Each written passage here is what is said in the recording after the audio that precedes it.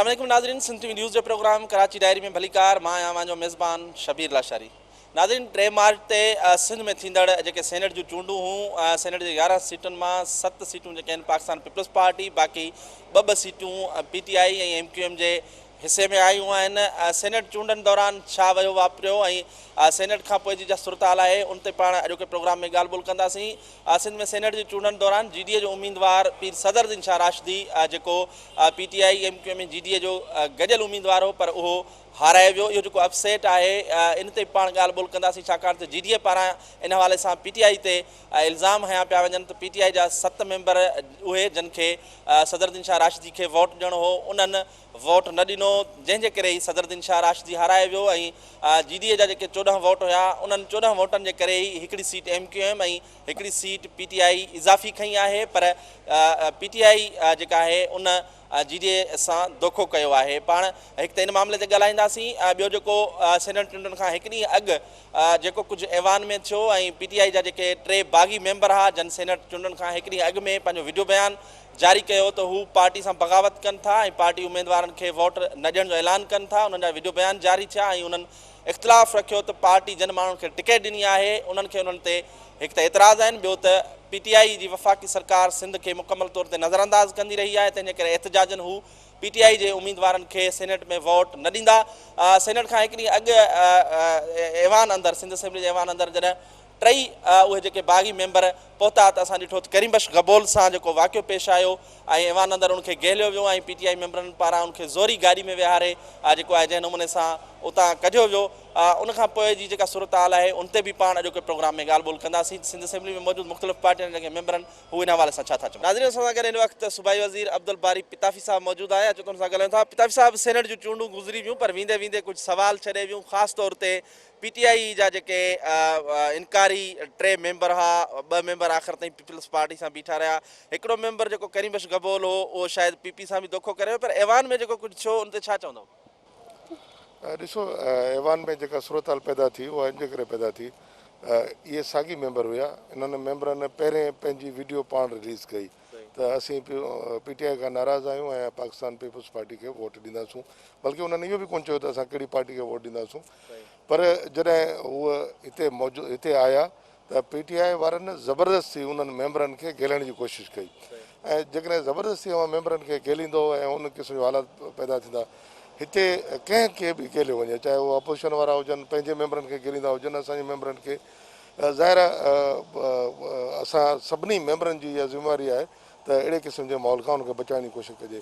असां उन्हनि खे रोकियोसीं, पर जॾहिं उन मेंबर उनजे प्रेशर में अची वियो ऐं प्रेशर में अचण खां पोइ चयो त आउं इन्हनि सां गॾु वेंदुसि, त असां सभिनी उनखे छॾे ॾिनो ऐं उहो उनखे वठी हलिया विया। ऐं जंहिं अंदाज़ में हू डोड़ाए उनखे वठी विया ऐं जंहिं अंदाज़ में हू वठी विया, उन मां साबित थिए थो त धौंस दाबा केरु ॾींदो पियो वरिते ऐं वोट जेको आहे केरु ख़रीद करण जी कोशिशि कंदो पियो। नाज़रीन, असां गॾु हिन वक़्तु सूबाई वज़ीर मखदूम महबूब ज़मान मौजूदु आहे। अचो त सां ॻाल्हायूं था। मखदूम साहब, सेनेट जूं चूंडूं थियूं सिंध में, ख़ासि तौर ते वेंदे वेंदे केतिरा ई सवाल सेनेट जूं चूंडूं छॾे वियूं आहिनि। ख़ासि तौर ते PTI जा जेके 3 इनकारी मेंबर हुआ, उहे आख़िर ताईं 2 मेंबर जेके आहिनि उहे पीपल्स पार्टी सां बीठा रहिया। 3हों मेंबर करीमबख्श गबोल, जेको पहिरियां पीपल्स पार्टी वारनि सां गॾु हो, पर ऐवान में पहुचण खां पोइ उहो वरी जेको आहे धोखो करे वियो। हीउ जेको माहौल हुयो ऐवान अंदरि, उनखे तव्हां कीअं था ॾिसो?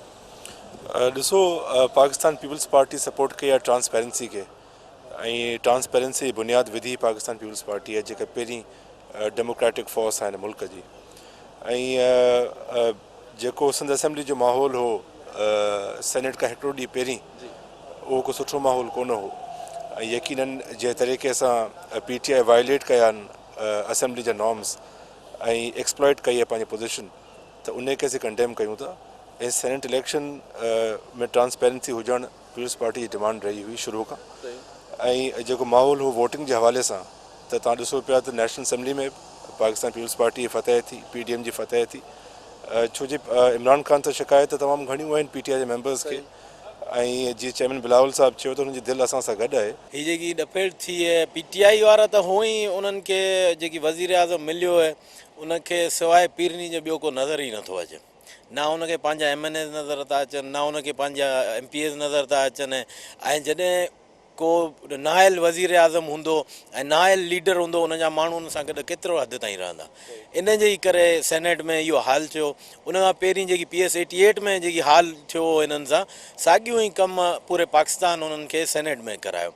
ऐं जेकी अवां सुवाल कयो करीम बख्श गबोल जे हवाले सां, त उन जी हैसियत हाणे हू पाण बहितरु सम्झे थो कि छा रही, ना उहो असांजो रहियो ना हुननि जो रहियो, ऐं विच जो माण्हू आहे बहितरु था सम्झो मूंखां छा हैसियत आहे हुनजी। जेको बि ऐवान में थियो, सम्झो मुहज़ब मुआशरे में इंतिहाई ग़लीज़ हरकत थी आहे, दीनादास्ती गुंडागर्दी जो मुज़ाहिरो कयो आहे। ख़ुदा न ख़ासि जमहूरियत पसंदि जेकॾहिं कुवत का अहिड़ी शइ करे हा त अॼु असीं चौराहनि ते शायदि लटकियल हुजूं, विसरियो कोन्हे। इवन MRD तहरीक सिंध जे माण्हू खां विसरी कान्हे। तंहिं करे इहे कुवतूं नथियूं चाहिनि त की जमहूरियत पसंदि जेके बि दोस्त आहिनि इहे अॻिते वधनि। करीम बख्श गबोल साहिबु हुजे, असलम अबड़ो साहिबु हुजे, शहरयार शर साहिबु हुजे, उहे हुननि जा पंहिंजा ज़ाती मसइला हुआ। पीपल्स पार्टी हुनखे कॾहिं बि फोर्स कोन कयो हो। हिकिड़ो ॾींहुं अॻु जी वीडियो अचे थी त असांखे न कंहिं अगवा कयो आहे न को छा, पोइ ॾिठो त तव्हां पाण ऐवान में आया ऐं जहिड़ो धमचर हुन मचायो उहो तव्हां पाण ॾिठो। ऐं सम्झां थो शर्म खां असांजो कंधु झुकियो पियो आहे। तंहिंजे करे मुंहिंजी उन्हनि धुरनि खे इहा मैसेज आहे त इहे हरकतूं तव्हांखे नुक़सानु विझंदियूं, उन खां बचो त बहितरु आहे। करीम बख्श गबोल साहब तव्हां पाण ॾिठो हूंदो त उथंदे जेको अगवा जूं ॻाल्हियूं कनि पिया ॿाहिरि, उहे त वरी हाणे शोकाज़ नोटिस ॿुधो आहे त हुननि पंहिंजे ॿिनि MPAs खे ॾिनो आहे। ऐं उन खां अलावा करीम बख्श गबोल जो मसइलो इहो हो त असांजो को इंटेंशन कोन हुयो। ऐं हुननि तव्हां ॾिठो हूंदो, तव्हांजी कैमराज़ या अखियुनि ॾिठो हूंदो त जेको उन्हनि उथंदे हुन सां वञी वेड़ ई करीम बख्श सां उन्हनि सां कई, जंहिं तरीक़े सां हू पंहिंजे MPAs सां पेश अचनि पिया। असां त बचाव पे कयोसीं करीम बख्श जो। ऐं असांखे अगवा करणी या कंहिं शइ जी ज़रूरत छो आहे? असांजे तव्हांजे साम्हूं रिज़ल्ट अची विया सेनेट जा, असां हिकिड़ी सीट वाधारी कई, उहे त बि कंहिं दोस्तनि महिरबानी कई हूंदी न। देखिए, मेंबरों को छोड़ के जाने का मसला तो PTI का अपना मसला है, उसमें हम क्या कह सकते हैं। वो लोग बेहतर राय देंगे कि उनके मेंबर क्यों उनको छोड़ के गए, और 3 गए कि 13 गए, ये भी उनको मालूम करना चाहिए। ये हमारा मैटर नहीं है। जो हाउस में हुआ इलेक्शन से एक दिन पहले काबिल मजम्मत है। हाउस का जो डेकोरम था उसको तोड़ा गया, स्पीकर के डाइस को तोड़ा गया, और जिस तरह दंगा मुश्ती हुई वहाँ पर, और उन्होंने अपने मेंबर को मारा। हम जो पीपल्स पार्टी वाले गए थे वो उन्हीं के मेंबर को उनसे बचाने के लिए गए थे, हमारे कोई और मकासद नहीं थे। लेकिन वो ऐसा दंगा मुश्ती हुई कि पता नहीं उन्होंने हम पे भी हमले किए, ख़वातीन की बेहुरमती हुई, बेइज्जती हुई, चोटें लगी, मुझे भी लगी हैं। अच्छा, आपको भी लगी? जी, मुकेश को भी लगी हैं। तो ज़ाहिर है मेरा भी मेडिकल हुआ कि मेरे पैर में जो है वो स्वेलिंग है और इसको एक्सरे की ज़रूरत है। जो भी प्रॉब्लम थी, हमारी चोटें कुछ नहीं हैं, लेकिन जो चोट जमहूरियत को इन्होंने मारी है अपने उस हमले की शक्ल में, मैं समझती हूँ कि वो बहुत काबिले ख़तरनाक, मैं कहूँगी उसको के लफ्ज़ों में कि वो ख़तरनाक एक अमल था। कभी भी असम्बली के इजलासों में ये सब नहीं होता है। हमने ये हमेशा कहा, मेरे चेयरमैन ने कहा कि लड़ाई की सही जगह पार्लियामेंट का फ्लोर होता है। आप फ्लोर पे जमहूरी अंदाज में हमसे लड़ें, मुकाबला करें, हम भी मुकाबला करेंगे आपका। लेकिन अगर आप ये हरकतें करेंगे तो फिर ज़ाहिर है चूड़ियाँ तो हमने भी नहीं पहनी हुई हैं। नेक्स्ट टाइम अगर ऐसा कुछ हुआ कि हमारे किसी कारकुन पर हमला किया गया, किसी को मारने पीटने की कोशिश की गई, तो फिर इसकी जिम्मेदार वो खुद होंगे, हम उसके जिम्मेदार नहीं होंगे। क्या मैसेज देना चाहेंगे? विमेन डे पे मैं कहूँगी, औरत को अल्लाह ने बहुत बड़ा रुतबा देकर पैदा किया है। औरत के पैरों के नीचे जन्नत रखी है, बाप के हाथ में जन्नत की कुंजी दी है दरवाजे की। हमें दोनों मैसेजों को एक साथ चलाना चाहिए कि जहाँ औरत अहम है वहाँ मर्द भी बहुत अहम है, और औरत को अल्लाह ने औरत हया के साथ पैदा किया है, उसको औरत ही नज़र आना चाहिए। ॻाल्हाए त असां सां दुख जी का ॻाल्हि आहे कान। हुननि असांजे मेंबरनि में हथु तॾहिं विधो जॾहिं उनजी पहिरीं क्लियर स्टेटमेंट अची वई त मां पंहिंजे ज़मीर मुताबिक़ फ़ैसिलो ॾींदुमि। ऐं उन्हनि ॿिन्ही कैंडिडेट सां उन इख़्तिलाफ़ात रखंदे प्राइम मिनिस्टर खां बि जेका उन मक़सदु ख़िलाफ़ु जेको ॻाल्हायो त भई हू सिंध सां सचो न आहे, सिंध जे लाइ हुन हींअर ताईं छा कयो आहे, त उनजी क्लियर स्टेटमेंट हुई त हू उन्हनि खां भाॻी हो। असांजे मेंबरनि तॾहिं हुनखे बचाइण जी कोशिशि कई, हू उनखे ज़बरदस्ती उतां वठी ऐं केॾांहुं पे विया इहा असांखे ख़बर न आहे। अच्छा, औरतुनि जो आलमी ॾींहुं आहे, उन ॾींहुं ते छा चवंदो, कहिड़ो पैगाम ॾींदो? औरत हर जाइ ते जेको रोल प्ले करे थी पई, मां अॼु बि उन मां उहा ई उमेदु रखां थी पई। जंहिं बि फील्ड में आहे उन पंहिंजे पाण खे मञायो आहे। जेकॾहिं मां आहे तॾहिं बि उनजो किरदारु बेमिसाल आहे, जेकॾहिं वाइफ आहे तॾहिं बि उनजो किरदारु बेमिसाल आहे। मुआशरे में जिथे बि हू रहे थी, जिते बि कमु करे थी, ऑफिस में कमु करे या बनीअ जी खेती बाड़ी में कमु करे या जहाज़ जी उड़ान ते कमु करे। हुन जो किरदारु हर लिहाज़ सां मिसाली आहे ऐं मां उहा ई उमेदु रखां थी त जेको उन जो बावकार किरदारु आहे उनखे क़ाइमु ऐं दाइमु रखे ऐं पंहिंजे किरदार खे वाज़े नमूने सां हिन मुआशरे जे लाइ मिसाली क़ाइमु करे जंहिंसां ईंदड़ औरतुनि जे लाइ हिकिड़े राहमुआर थिए।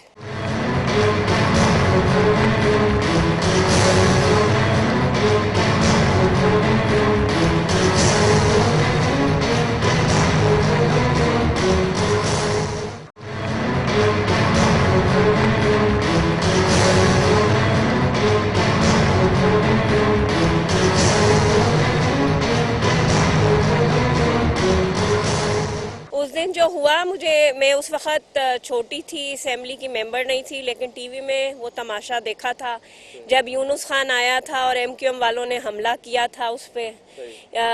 आप तो शायद उस वक्त भी रिपोर्टिंग करते होंगे, आपने देखा होगा अपनी आंखों से। मैंने टीवी में वो तमाशा देखा था, ठीक है। उसी तरह पीटीआई ने उस तारीख़ को दोहराने की कोशिश की है, तो पार्लियामेंट की तौहीन की है। खैर वो कोई उनके लिए नई बात नहीं है, वो इदारों की तौहीन करते हैं। कल वज़ीर आज़म ने बैठ के इलेक्शन कमीशन के बारे में जिस तरह बात की, मुझे कल लगा कि प्राइम मिनिस्टर ऑफ पाकिस्तान आज भी कंटेनर पे खड़ा है और वो वज़ीर आज़म हाउस नहीं शिफ्ट हुआ। तो अगर उसको इतना शौक़ है वो बाहर आ जाए, छोड़ दे, वो नाअहल है, नालायक है, उससे काम नहीं होते। अपनी गलतियों का इल्ज़ाम इदारों पे रखना पीटीआई का शेवा है। तो और दूसरी बात, जहाँ तक आपने पीर सदरुद्दीन शाह की बात की है कि वो इल्ज़ामात लगा रहे हैं, तो वो अपने इत्तेहादियों से सवाल करें, क्योंकि एक को 22 पड़ गए, एक को 20 पड़ गए, उनको 16 पड़े शायद या 15 वोट पड़े हैं। तो वो अपने इत्तेहादियों से सवाल करें कि उन्होंने उनके साथ धोखा क्यों किया, या उनके साथ उनकी जमात से किसी ने धोखा किया। करीम बख्श गबोल ने अपनी जमात से धोखा किया है या पीपल्स पार्टी से धोखा किया है, क्या कहेंगे? देखें, करीम बख्श गबोल को ना किसी ने अगवा किया था ना कुछ, वो अपनी मर्जी से आए थे। जैसे अगर कोई कहता है कि असलम अबड़ो और शहरियार शर, तो देखें उन्होंने अपनी क़यादत पे अदन एतमाद किया और उन्होंने पीपल्स पार्टी को वोट किया ज़मीर की आवाज़ पे। तो अब मुझे नहीं पता कि गबोल साहब का जो ज़मीर है, पहला बयान सही था या जो बाद में उन्होंने यहाँ ड्रामा किया अपने साथियों के साथ मिलकर, वो सही। नाज़रीन, असां गॾु हिन वक़्तु सूबाई वज़ीर इस्माइल राहू साहब मौजूद आहे। अचो ॻाल्हायूं था। राहू साहब, सेनेट जूं चूंडूं त थियूं, पर वेंदे वेंदे केतिरा ई सवाल छॾे वियूं। ख़ासि तौर ते पीपल्स पार्टी ते इहे इल्ज़ाम बि आया आहिनि त बाबा हुननि पीटीआई जा मेंबर टोड़िया आहिनि, 3 मेंबर जेके तव्हां वटि आया। वरी करीम बख्श गबोल ऐवान में फिरी वियो। हीउ जेको कुझु थियो ऐवान में, उन ते छा चवंदो? यकीनन उन ॾींहुं तमामु हिकिड़ो आउं सम्झां थो त सिंध असेंबली जी तारीख़ में हिकिड़ो बदतरीन इवेंट हो उन ॾींहुं, जंहिं ॾींहुं तहरीक इंसाफ़ वारनि जंहिं तरीक़े सां पंहिंजे ई मेंबर खे ज़ोरी ज़बरदस्ती मार कढी अगवा कयो, आउं सम्झां थो इहो कॾहिं बि कोन थियो आहे।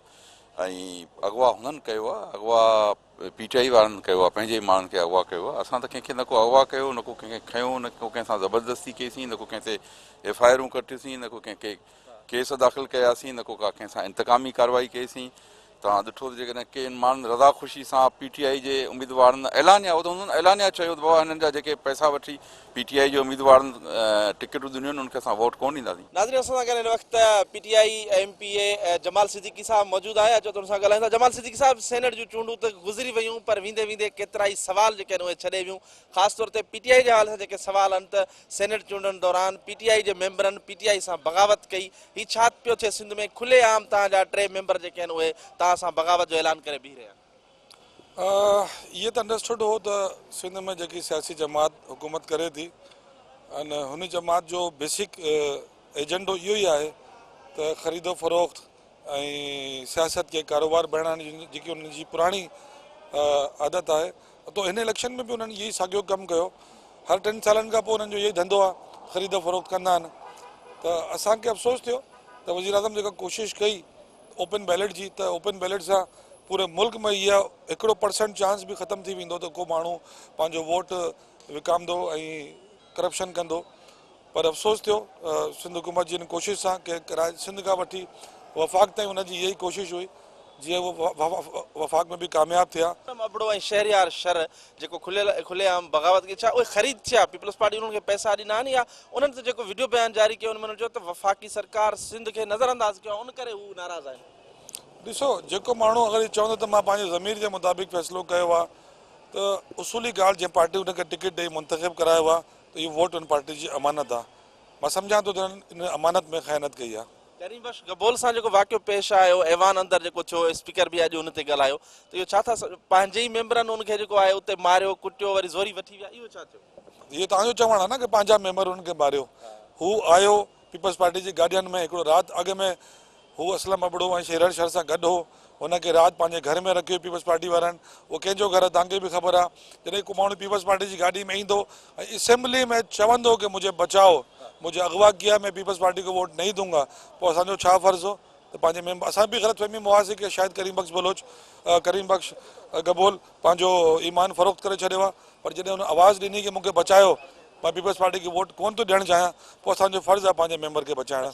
GDA, MQM ऐं PTI तव्हां टई सिंध में इतिहादी हुयो, पर GDA सां PTI जेको आहे उहो धोखो कयो आहे। उन्हनि जो चवणु आहे त असांखे जेके 7 वोट PTI जा मिलणा उहे न मिलिया, उन करे सदरुद्दीन शाह राशिदी हाराए वियो। न असांजे सभु माण्हुनि वोट ॾिनो आहे यूनुस साईं खे।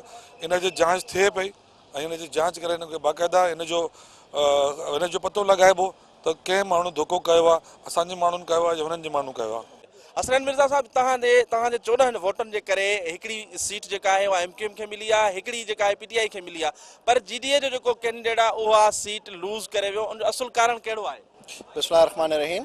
ॾिसो, मुतहद ऑपोजिशन जा टोटल कास्टिंग वोट पोजीशन हुई 63 वोट, 63 वोट्स ऐं उहे 6 वोट खोटी मिलिया। लेडीज़ सीट ते हुते बि 57 वोट निकिता, टेक्नोक्रेट सीट ते बि 57 निकिता ऐं जॾहिं जनरल सीट्स जो बि तव्हां अंग जोड़ींदो हुते बि 57 वोट निकिता। त यकीनन इहे 6 ज़मीर फ़रोश हुआ सिफ़नि में ऐं उहे असां अॼु मुतालबो कयो आहे प्राइम मिनिस्टर साहब सां कि हिन जी इंक्वायरी थिए ऐं जेकी सिफ़ में हुननि जी सिफ़ में जेका कारा भेड़ा आहिनि, ॾिसो इहो धोखो हिते बि थियो आहे त अहिड़ो ई धोखो इमरान ख़ान सां ख़ुदि सां इस्लामाबाद में बि थियो आहे ऐं जीअं हुते बि हिकिड़ी इंक्वायरी थिए पई, प्राइम मिनिस्टर साहब कल्ह पंहिंजे क़ौमी ख़िताब में बि अहिड़ो ज़िक्र कयो, असीं चाहींदासीं अहिड़ो हिते सिंध में बि थिए। GDA सम्झे थी GDA सां धोखो थियो आहे ऐं उन्हनि जे इतिहादियुनि उन्हनि सां धोखो कयो आहे? साईं अल्हम्दुलिल्लाह, अगरि तव्हां पाण हींअर चई चुकिया आहियो कि असांजो अगरि साथ न हुजे हा त MQM ऐं PTI पंहिंजे इज़ाफ़ी सीटूं कीअं कढनि हा। ॾिसो, मां कंहिंजो नालो न खणंदुमि, पर मां इहो गारंटीअ सां चई थो सघां त असांजे 14 मेंबरनि मां कोई बि मेंबर न विकामियो आहे, न तिरकियो आहे, न हेॾे होॾे थियो आहे। इतिहादी ॾिसनि, असां इतिहादियुनि खे खटरायोसीं त असां सां छो आहे, इहो असां बॉल PTI जे कोर्ट में था छॾियूं त उहे पाण पंहिंजी इन्वेस्टिगेट कनि ऐं पाण पंहिंजो रिज़ल्ट ॾियनि। असां हिन ते कमेंट न कंदासीं। इन हवाले सां तव्हां वफ़ाक़ सां ॻाल्हायो आहे त हीउ हथु थी वियो आहे? बिल्कुलु ॻाल्हायो त असां पंहिंजे हिसाब सां सही हलियासीं। असांखे 14 वोट मिलिया आहिनि, हुनखे 7 वोट ॾिना, हुन मां हिकिड़ो पियो आहे। हाणे उहो त प्राइम मिनिस्टर ॿुधाईंदो त कंहिं वोट हुननि जे माण्हुनि कहिड़नि कोन ॾिना आहिनि। अच्छा, जेके 7 वोट तव्हांखे मिलणा उहा उन्हनि नाला ॾिना तव्हांखे? असांखे ज़ाहिर नाला त ॾिना हुननि जा, हा यादि लिखिया पिया नाला ॾिना हुननि असांखे त ही तव्हांखे वोट ॾींदा। असां 14 वोट MQM खे न, हुननि सीट कढी, असां PTI खे हुन सीट हुननि खटी, असां कुर्बानी या बकरा थियासीं, ख़ैर आहे, पर असां पीपल्स पार्टी खे सीटूं कोन खणणु ॾिनियूं। उहे असांजे इत्तेहादियुनि खयूं, इहा बि कामयाबी आहे वॾी असांजी। असां उहा शिकायत कई आहे प्राइम मिनिस्टर खे। उहो अञा तव्हांजो बरक़रार रहंदो PTI सां एॾे धोखे खां पोइ? बसि हाणे वॾनि जी मर्ज़ी आहे, प्रेशर वॾो पार्टी क़यादत ते, असां मेंबरनि सभिनी जो जीअं क़यादत फ़ैसिलो कयो त फ़िलहाल पाण गॾु हलूं था। रज़ाक रहनूर साहब, असांखे इहो ॿुधाइजो त तव्हां सां जेको धोखो थियो आहे उहो यकीनन PTI कयो। PTI जा केतिरा मेंबर तव्हांजे पैनल में हुया ऐं कहिड़ा कहिड़ा हुया? छा शिकायत? बिल्कुलु असां शिकायत ॾिनी आहे, छो त असांजो पैनल ठहियो 21 मेंबरनि जो, टिनी पार्टीज़ जो। 21 मेंबर PTI वटि हुआ, 21 GDA वटि हुआ, 21 असां वटि हुआ। छो त 2 मेंबर PTI जा त क्लियरली निकिरी विया। उन्हनि त हलो ठीकु आहे, पंहिंजो घटि में घटि क्लियर मौक़फ़ त न, कंहिंखे धोखो त न ॾिनो, हुन पासे विया हलिया। उन्हनि ते हक़ीक़त मां चवंदुसि ठीकु आहे, उन्हनि पंहिंजे अंदरि जो आवाज़ु ज़ाहिर कयो त घटि में घटि को डाउटेबल न रहियो। कहिड़ा कहिड़ा तव्हांखे? असांखे 2-3 नाला मूंखे यादि आहिनि। असांखे ॾिनो दीवान सचन असांजे पैनल में हो, राबिस्तान ख़ान असांजे पैनल में हो ऐं ॿियो जेको गबोल साहब, करीम बख्श गबोल असांजे पैनल में हुयो। इन हिसाब सां 7 माण्हू हुननि असांखे ॾिना, 14 माण्हू असांजा हुआ। उमर मारी बि असांजे पैनल में हुयो 21 मेंबर हुआ त हाणे उहो पार्टी पंहिंजी जेको वज़ाहत करे त कहिड़ा कहिड़ा छो कंहिं मेंबर वोट न ॾिनो आहे छो न ॾिनो आहे छा आहे त हाणे उहो वेही उन्हनि खे क्लियर करणु खपेसि। नाज़रीन सां गॾु हिन वक़्तु GDA नुसरत सहर अब्बासी साहिबा गॾाया जो उन सां ॻाल्हायूं था। मैडम सेनेट में जेको कुझु ख़ासि तौर ते जेका सिंध में वॾी ख़बर आहे सेनेट जे हवाले सां उहा इहा आहे त सदरुद्दीन शाह पंहिंजी सीट हाराए वियो ऐं PTI जा जेके 7 मेंबर उनखे वोट करण वारा उन्हनि वोट न कयो। हीउ छा थी वियो, कंहिं वोट न कयो? ॾिसो मुंहिंजा भाउ हिन महिल ताईं त इहा शइ ज़ाहिर कोन थी आहे त कंहिं मेंबर कोन आहियूं। असां चवण बि नथा चाहियूं, इहो हाणे इदारनि जो कमु आहे ऐं असां इदारनि जे तरफ़ ॾिसूं पिया, इलेक्शन कमीशन जी तरफ़ छो जो उन्हनि खे ट्रांसपेरेंट तरीक़े सां इहो अमल करिणो। हाणे उहो शइ मिसहैप थी ऐं उनजे करे असांजी सीट वई। असांजे करे असांजे 14 मेंबरनि जे करे MQM ऐं PTI खे 2 सीटूं मिलियूं ऐं हुननि खे पीपुल्स पार्टी खे ख़ासि तौर ते जेको सरप्राइज़ ॾियणो उन सरप्राइज़ GDA उनजे सरप्राइज़ खे ख़तमु कयो, उन्हनि खे उहो सरप्राइज़ न मिलियो। सो बहरहाल इहे जेके बि शयूं जेके बि बेज़मीर माण्हू आहिनि जिन्हनि पंहिंजो ज़मीर विकियो आहे, इहे अहिड़ो न आहे त असांजे मुल्क में एजेंसियूं न आहिनि, अहिड़े मुल्क में इदारा न आहिनि जिन्हनि जे लाइ मालूम नथो थी सघे। सभु मालूम थी वेंदो ऐं असां उहो तमामु शयूं ॾेई चुका आहियूं। इलाही जल्द तव्हां सभिनीनि खे उहे शयूं साम्हूं रखी लिस्ट मोकिली आहे पंज शिकायत? बिल्कुलु जी, सभु कुझु मथे वञी चुको आहे हर शइ ऐं उन खां पोइ इहे शइ जीअं डिस्क्लोज थींदी असां सां। बिस्मिल्लाहिर्रहमानिर्रहीम। ये जो कुछ भी हुआ, कबूल साहब जो हैं वो अपने ज़मीर का वोट देना चाह रहे थे लेकिन उनको जबरन कैद कर दिया गया और जब मैं अंदर थी उस वक्त जब वो कबूल साहब को लेकर आए, मैंने देखा कि 4 लोगों ने किस तरह, 4 हमारे PTI के मेंबर्स ने किस तरह उनको घेरा हुआ था कबूल साहब को। वो मेरे ख्याल से ऐसा नहीं होना चाहिए। हर किसी को ये राइट है जमहूरियत में कि वो अपने ज़मीर का वोट दे। वुमेन डे पे क्या पैगाम देना चाहेंगे?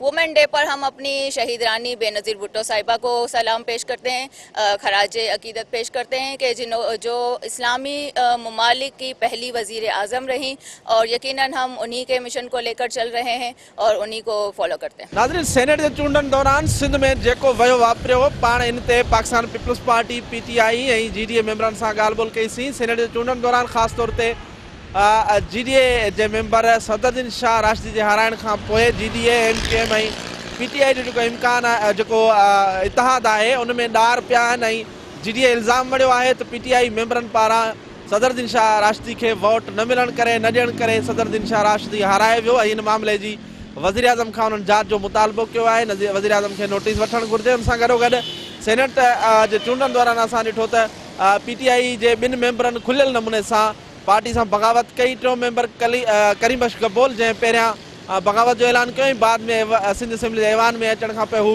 PTI मेंबरनि वटि ट्रैप थी वियो ऐं उहे पाण सां गॾु उनखे वठी विया। खुलियल नमूने सां PTI मेंबरनि जेको आहे पंहिंजी पार्टी सां बग़ावत जो ऐलान कयो हिकु पासे, ॿिए पासे 7 मेंबर 6 खां 7 मेंबर PTI जा अहिड़ा हुआ जन जेको आहे पार्टी हिदायतनि जे उबतड़ पीर सदरुद्दीन शाह राशिदी खे वोट न ॾिनो ऐं उन्हनि पंहिंजा वोट जेके आहिनि उहे ख़ारिज कया, जंहिंजे करे PTI GDA ऐं MQM जेको इतिहाद आहे उन में ॾार पिणु पियो आहे। इन ते अॼोके प्रोग्राम जो वक़्तु पंहिंजी पुॼाणी ते पहुतो। ईंदड़ प्रोग्राम ताईं पंहिंजे मेज़बान शबीर लाशारी खे ॾींदा इजाज़त। अल्लाह हाफ़िज़।